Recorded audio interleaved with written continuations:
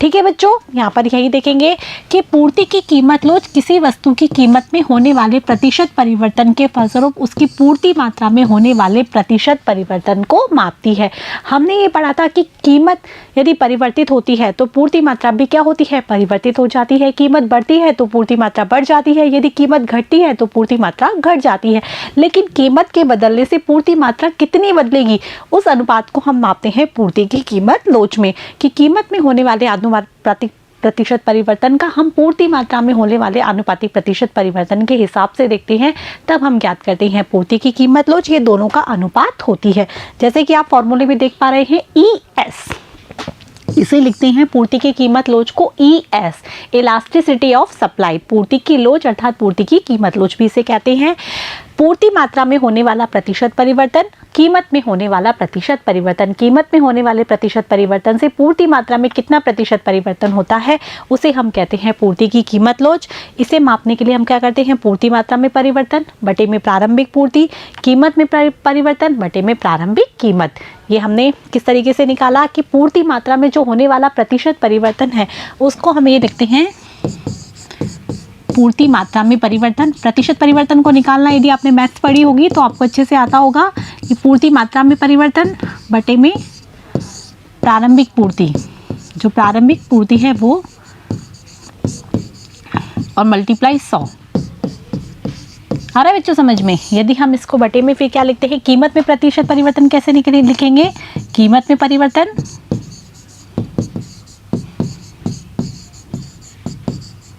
और प्रारंभिक कीमत बटे में प्रारंभिक कीमत मल्टीप्लाई 100, क्योंकि यहाँ प्रतिशत परिवर्तन की बात की है इसीलिए 100 से मल्टीप्लाई किया है। अब हम इन दोनों को यदि काट देते हैं, 100 से 100 क्या हो गए, कट गए, तो हमारा बचा पूर्ति मात्रा में परिवर्तन और प्रारंभिक पूर्ति, और डिवाइड बाय क्या हो गया, कीमत में परिवर्तन और प्रारंभिक कीमत। आ रहा है बच्चों समझ में? अब हम इसको क्या कहते हैं, अल्फ़ाबेटिकली लिखते हैं। तो डेल्टा क्यू क्या है, पूर्ति मात्रा में होने वाला परिवर्तन, और Q प्रारंभिक पूर्ति, फिर डेल्टा P कीमत में होने वाला परिवर्तन और P प्रारंभिक कीमत। तो डेल्टा Q में हम किसका भाग लगा रहे हैं, Q का, डेल्टा P में और P का। तो डेल्टा Q बटे Q, तो ये तो हो गया हमारा क्या, पूर्ति मात्रा में होने वाला परिवर्तन, और ये हो गया हमारा कीमत में। हम इसका इस तरीके से फॉर्मूला बना सकते हैं, डेल्टा Q बटे डेल्टा P मल्टीप्लाई P बटे में Q। ये हमारा हो गया पूर्ति की कीमत लोच को मापने की आनुपातिक या प्रतिशत विधि और इसका फॉर्मूला। ये फॉर्मूला वही है जो कि हमने मांग की लोच को मापने की आनुपातिक और प्रतिशत विधि में किया था। अंतर केवल इतना है कि वहाँ पर डेल्टा Q क्या थी, मांग मात्रा में होने वाला परिवर्तन, यहाँ पर डेल्टा Q क्या है, पूर्ति मात्रा में होने वाला परिवर्तन। वहां पर Q क्या थी, प्रारंभिक मांग, यहाँ पर Q क्या है, प्रारंभिक पूर्ति। ठीक है बच्चों, तो यहाँ लिखा भी है कि डेल्टा Q पूर्ति मात्रा में होने वाला परिवर्तन, डेल्टा P कीमत में होने वाला परिवर्तन, P प्रारंभिक कीमत और Q प्रारंभिक पूर्ति मात्रा। यह पूर्ति लोच मापने की कौन सी विधि है, आनुपातिक या प्रतिशत विधि है। आगे बच्चों समझ में?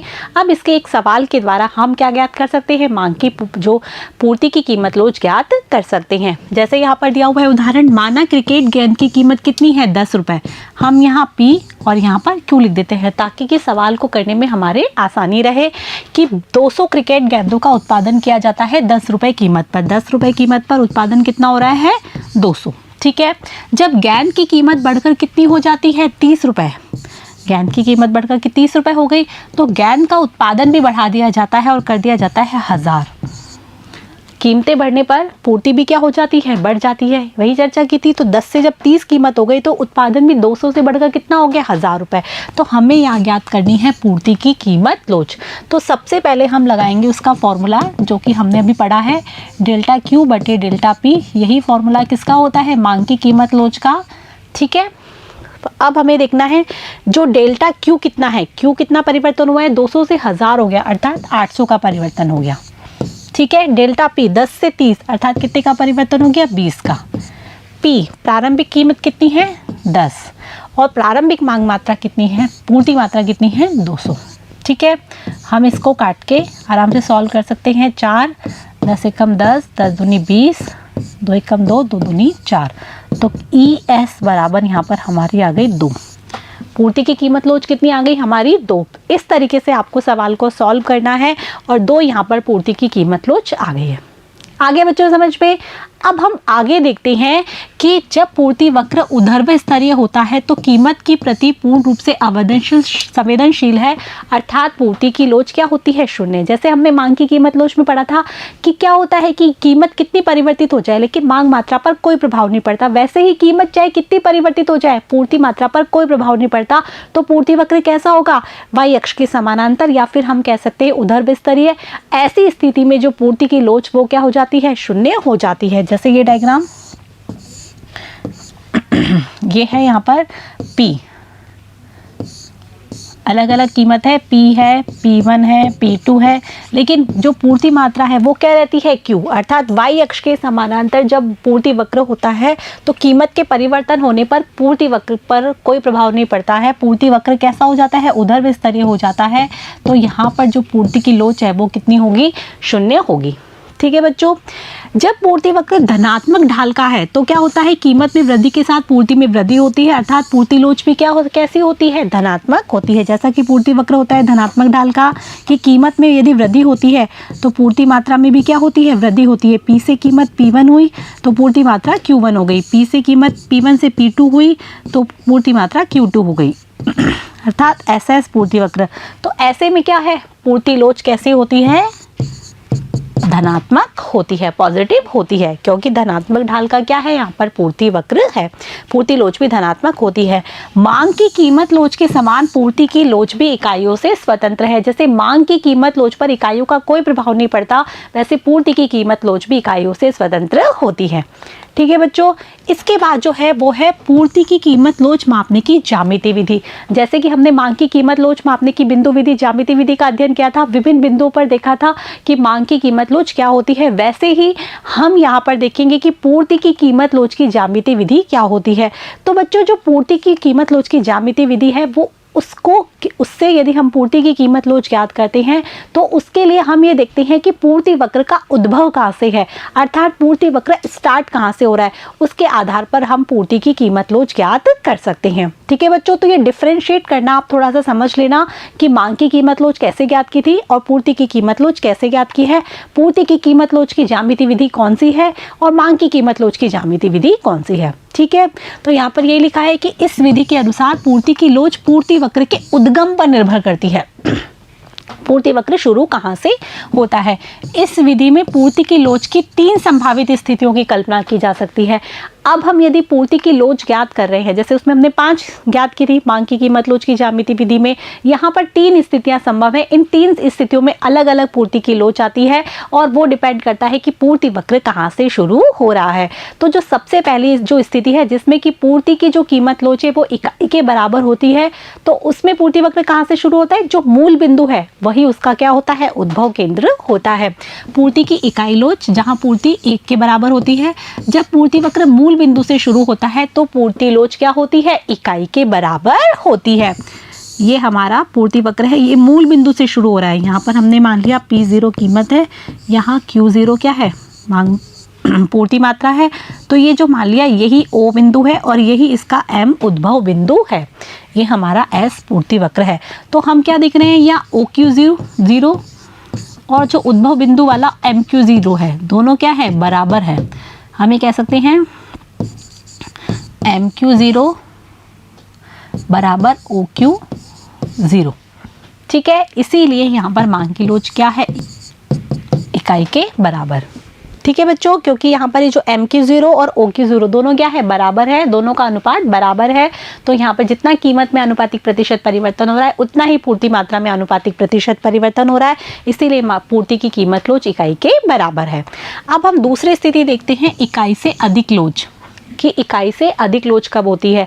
तो बच्चों आपको पहले इसके लिए समझना जरूरी है, जो कि आपने मैथ्स में पढ़ा भी होगा, कि जो ये x अक्ष होता है और ये y अक्ष होता है, तो ये x अक्ष का कौन सा भाग है, धनात्मक भाग, ये x अक्ष का ऋणात्मक भाग है, ये y अक्ष का धनात्मक भाग है और ये y अक्ष का ऋणात्मक भाग है। ठीक है। तो अब हमें देखना है कि जो पूर्ति वक्र है उसका मूल बिंदु कहाँ से शुरू होता है। तो जब धनात्मक ढाल वाला पूर्ति वक्र कैसे ढाल का है, धनात्मक, जो कि y अक्ष के तो धनात्मक भाग से शुरू होता है और x अक्ष के ऋणात्मक भाग पर काटता है, तो पूर्ति की लोच क्या होती है, इकाई से अधिक होती है। ठीक है, तो x अक्ष का ऋणात्मक भाग मतलब ये और y अक्ष का धनात्मक भाग मतलब ये, तो क्या है, ये हमारा पूर्ति वक्र है, ये हमारा x अक्ष का कौन सा भाग है, ऋणात्मक भाग। तो x अक्ष के ऋणात्मक भाग से शुरू होता हुआ पूर्ति वक्र क्या करता है, जो y अक्ष है उसके धनात्मक भाग पर काटता है, तो पूर्ति की लोच इकाई से अधिक होती है। ये हमारा O बिंदु, यहाँ हम मान लेते हैं P0 और ये Q0 और ये हमारा उद्भव बिंदु M। ठीक है, तो हम यहाँ पर क्या देख रहे हैं, जो MQ0 है बटे में OQ0 है, MQ0 बटे में OQ0। लोच ज्ञात करने के लिए यही सूत्र लगाते हैं, MQ0 बटे में OQ0। तो हम क्या देख रहे हैं, जो MQ0 है वो अधिक है किससे, OQ0 से, इसीलिए जो मांग की लोच है वो इकाई से क्या होती है, पूर्ति लोच क्या होती है, इकाई से अधिक होती है। आ रहा है बच्चों समझ में। तो यहाँ पर क्या देखा हमने, x अक्ष के तो ऋणात्मक भाग से शुरू हो रहा है और y अक्ष के धनात्मक भाग पर काट रहा है, तो जो पूर्ति लोच है वो इकाई से अधिक है, क्योंकि ये वाला जो पार्ट है जो काट रहा है जहाँ पर, वो क्या है, MQ0 अधिक है OQ0 से। आगे बच्चों समझ में। तो इस तरीके से इकाई से अधिक पूर्ति लोच होगी। अब जो तीसरी जो कंडीशन है वो है इकाई से कम लोच। वो इकाई से कम लोच क्या होती है, अब इसमें हम उल्टा कर देंगे कि x अक्ष के तो धनात्मक भाग पर और y अक्ष के किस पे, ऋणात्मक भाग पर काटता हुआ जब पूर्ति वक्र होता है तो क्या होती है, पूर्ति की लोच कैसी होती है, इकाई से कम होती है। यहाँ पर आपको कंफ्यूज नहीं हो रहा है, आपको ध्यान रखना है कि कब तो धनात्मक भाग पर काटता है और किसके ऋणात्मक भाग पर काटता है। तो यहाँ पर ये लिखा है, जब धनात्मक ढाल वाला पूर्ति वक्र y अक्ष के ऋणात्मक भाग से तो शुरू होता है और x अक्ष के धनात्मक भाग पर काटता है, तो पूर्ति की लोच क्या होती है, इकाई से कम होती है। तो हम इसे भी याद कर लेते हैं। y अक्ष के ऋणात्मक भाग से शुरू होता है, तो y अक्ष का ऋणात्मक भाग कहाँ है, नीचे की साइड आएगा और ये x अक्ष का धनात्मक भाग है। ठीक है, ये हमारा S वक्र है, ये P0 और ये हो गया हमारा Q0। ठीक है, ये यहाँ से है तो ये है O और ये हो गया काटने वाला बिंदु M। तो अब हम क्या देख रहे हैं, MQ0 बटे में OQ0, ये हमारा क्या होता है, लोच ज्ञात करने का सूत्र हो गया, MQ0 और OQ0। तो हम क्या देख रहे हैं, जो MQ0 है वो OQ0 की तुलना में क्या है, कम है। तो हम ये कह सकते हैं कम है किसकी तुलना में, OQ0 की तुलना में, इसीलिए पूर्ति लोच इकाई से क्या होती है, कम होती है। आगे बच्चों समझ में। तो इस तरीके से हम पूर्ति की कीमत लोच ज्ञात करते हैं। ये तीन स्थितियां ज्यामिति विधि की है जिसमें हमने इकाई के बराबर, इकाई से अधिक और इकाई से कम लोच ज्ञात की। तो आगे बच्चों समझ में। इसी के साथ आपका चैप्टर एंड होता है। इस पार्ट में हमने पूर्ति की कीमत लोच माप को ज्ञात करने का सूत्र देखा आनुपातिक और प्रतिशत विधि के हिसाब से, और उसके बाद हमने पूर्ति की कीमत लोच की ज्ञात की ज्यामितीय विधि के हिसाब से। यहाँ पर आपका चैप्टर एंड होता है। इसका एक्सप्लेनेशन भी आपको लिखना है और इसको याद भी रखना है और मेरे साथ बने रहना है, पढ़ते रहना है, बढ़ते रहना है। Thank you.